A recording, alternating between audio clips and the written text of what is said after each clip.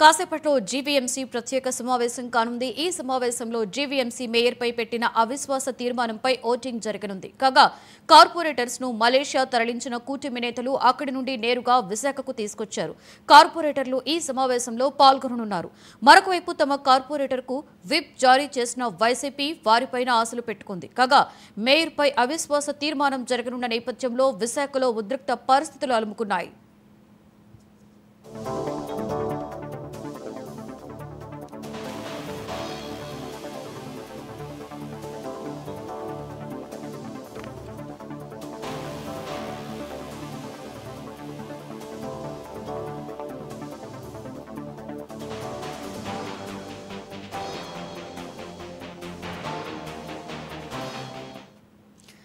మరోవైపు విశాఖ జీవీఎంసీ దగ్గర భారీగా పోలీసు బందోబస్తును ఏర్పాటు చేశారు. సమావేశాన్ని వీడియో చిత్రీకరించేలా అధికారులు ఏర్పాట్లు చేశారు.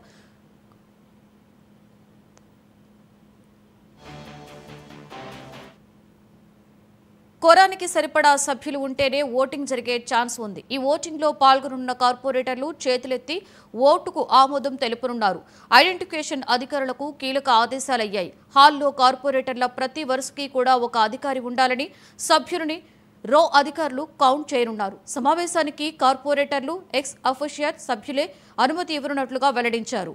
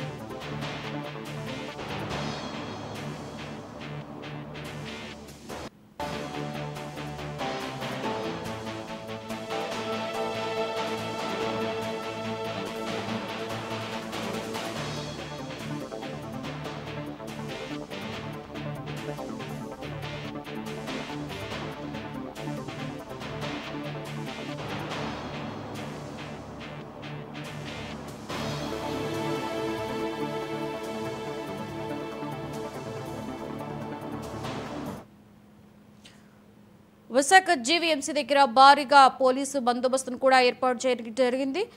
జీవీఎంసీ మేయర్పై అవిశ్వాస తీర్మానంపై ఓటింగ్ జరగనున్నట్లుగా తెలుస్తుంది. దీని మీద మరింత సమాచారాన్ని మా రీజనల్ కోఆర్డినేటర్ కిరణ్ అందిస్తారు. కిరణ్, చెప్పండి, ప్రస్తుతం అక్కడ తాజా పరిస్థితి ఏంటి? దీని మీద పూర్తి సమాచారం ఏంటి? Good morning Lakshmi. ఇదైతే వైఎస్ఆర్ కాంగ్రెస్ పార్టీ అధికారంలో ఉన్నటువంటి 4 ఏళ్లు కూడాను జీవీఎంసీలో వైసీపీదే పెత్తనం అధికారం చలామణి అయింది. ముఖ్యంగా మనం చూసుకున్నట్టయితే విశాఖలో పర్టికులర్ గా పలు అవినీతి కుంభకోణాలకు తెర తీశారు వైఎస్ఆర్సీపీ నేతలు. అదేవిధంగా జీవీఎంసీలో పలు అవినీతి కార్యకలాపాలకు పాల్పడ్డారంటూ ఇప్పటికే కూటమి ప్రభుత్వం పెద్ద ఎత్తున ఆరోపణలు చేస్తుంది. ఈ నేపథ్యంలో ఇప్పటికే విశాఖ నగర మేయర్గా ఉన్నటువంటి ఏదైతే విశాఖ ప్రథమ పౌరాలు కొలగాని వెంకట హరికుమార్ ఉందో ఆవిడ మీద అవిశ్వాస తీర్మానం ప్రవేశపెట్టేందుకు కూటమి కార్పొరేట్ అందరూ కూడా సిద్ధంగా ఉన్నారు. ఏదైతే గత 4 ఏళ్ల పాటు అవిశ్వాసానికి తావు లేకుండా గత ప్రభుత్వం అమలు చేసినటువంటి జీవో ఏదైతే ఉందో అది ఈ ఏడాది మార్చి నెలతో పూర్తి కావడంతో ఈ ఏడాది అంటే ఫైనల్ ఇయర్ 5 ఏళ్లలో లాస్ట్ ఇయర్ 2025కి సంబంధించి ఈ ఏడాది ఖచ్చితంగా అవిశ్వాస తీర్మానంలో నెగ్గి కూటమికి సంబంధించినటువంటి నాయకుల్ని మేయర్గా నిలపాలనేటువంటి ఒక లక్ష్యంతో కూటమి నేతలు అదేవిధంగా కార్పొరేటర్లతో కూడాను ఈరోజు అవిశ్వాస తీర్మానానికి సిద్ధమయ్యారు.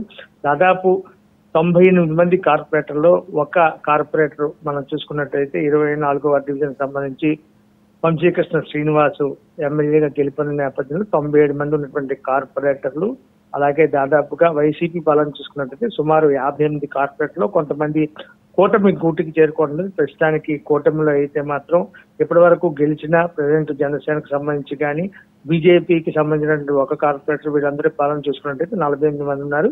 ఇక ఎక్స్ అఫీషియో మెంబర్స్ ఎవరైతే కూటమికి సంబంధించి అయితే 12 మంది కనిపిస్తున్నారు. అయితే వైసీపీకి సంబంధించి 58 మంది కార్పొరేటర్లు పైచేయిగా ఉన్నప్పటికీ కూడాను చాలా మంది కార్పొరేటర్లు వైసీపీ నుంచి కూటమి గూటికి ఇప్పటికే చేరుకున్న నేపథ్యంలో క్యాంపు రాజకీయాలను గత నెల రోజుల నుంచి నిర్వహిస్తున్న నేపథ్యంలో నిన్న అర్ధరాత్రి కౌలాలంపూర్ నుంచి ప్రత్యేక విమానంలో కూటమికి సంబంధించినటువంటి కార్పొరేటర్లు ఎవరున్నారో వీళ్ళందరినీ కూడాను వైజాగ్ లో ఒక స్టార్ హోటల్లో బస ఏర్పాటు చేసి వాళ్ళందరినీ కూడాను మరి కాసేపట్లో జీవీఎంసీలో నిర్వహించేటువంటి ప్రత్యేక అవిశ్వాస కౌన్సిల్ తీర్మానం ఏదైతే దీనికి సుమారు 11-12 గంటల ప్రాంతంలో ఈ తీర్మానం జరిగే అవకాశం ఉంది.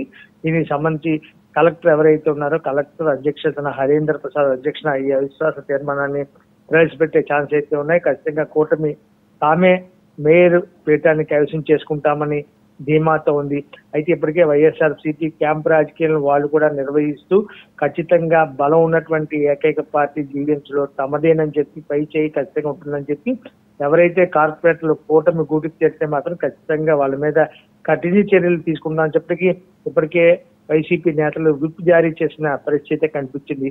మరోవైపు ఎటువంటి అవాంఛనీయ సంఘటనలు జరగకుండా ఉండేందుకు ఇప్పటికే జీవీఎంసీ దగ్గర భారీగా దాదాపు 300 నుంచి 400 మంది పోలీసు బలగాలను కూడా ఏర్పాటు చేయడం జరిగింది. ఎటువంటి అవాంఛనీయ సంఘటనలు జరగకూడదు, గొడవలు అల్లలు జరగకుండా ఉండేందుకు 144 సెక్షన్ కూడా అమలు చేస్తున్నారు పోలీసు అధికారులు. మొత్తమే చూసుకున్నట్టయితే విశాఖ నగరానికి సంబంధించి ప్రథమ పౌరురాలు లేదంటే ప్రథమ పౌరుడు ఎవరు అనే దాని మీద అయితే ఉత్కంఠత నెలకొంది. సాగర తీరంలో ఇదొక రాజకీయ పరిణామంగా సార్వత్రిక ఎన్నికల తర్వాత 2024లో జరిగిన సార్వత్రిక ఎన్నికల తర్వాత అంతటి భారీ స్థాయిలో జీవీఎంసీ మేయర్ పీఠం మీద గురిపెట్టినటువంటి కూటమి ఏ మేరకు విజయాన్ని సాధిస్తుందనేది $1 మిలియన్ ప్రశ్నగానే ఉంది. అయితే కూటమి మాత్రం చాలా ధీమాగా ఉంది. ఇప్పటికే విశాఖ పార్లమెంట్ సభ్యులైనటువంటి శ్రీభరత్ కావచ్చు, మరోవైపు టీడీపీ రాష్ట్ర అధ్యక్షుడు పల్లా శ్రీనివాస్ గారిని, ఇంకో పక్క బీజేపీ ఎమ్మెల్యే విష్ణుకుమార్ రాజును ఖచ్చితంగా ధీమా చేస్తున్నారు.